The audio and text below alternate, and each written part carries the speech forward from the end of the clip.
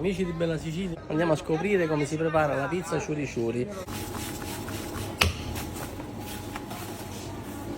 Allora, questa è la nostra stesura, un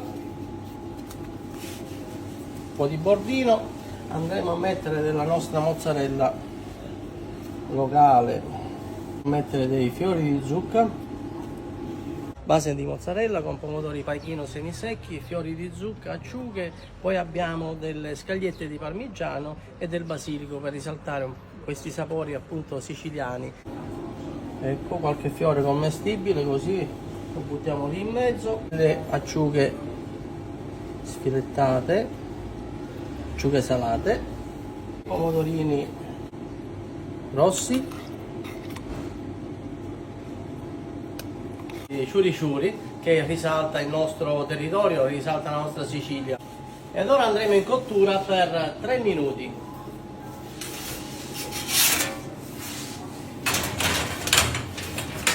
Essendo che è una pasta molto maturata, la colorazione avviene piano piano. Perché? Ti spiego perché dice la maturazione a che serve. La maturazione è tutta la scomposizione degli zuccheri semplici in zuccheri, vengono mangiati dai lieviti questi zuccheri, quindi che succede? Che non ci sono più, quindi la crosta all'interno risulta asciutta perché la caramellizzazione degli zuccheri non avviene, quindi è una cottura, capito, molto lineare e quindi appunto avviene. Se invece era un impasto fatto qualche minuto, qualche ora prima, 6 ore prima ad esempio, gli zuccheri ancora erano tutti presenti nell'impasto e quindi succedeva che la caramellizzazione degli zuccheri ti faceva sì che il bordo diventava marrone prima che la pizza fosse cotta di dentro, capito? Pronti? Ci siamo con la nostra chimichurri. Ecco, ora andiamo a completare con delle scagliette di grana per dare un po' di profumo, del basilico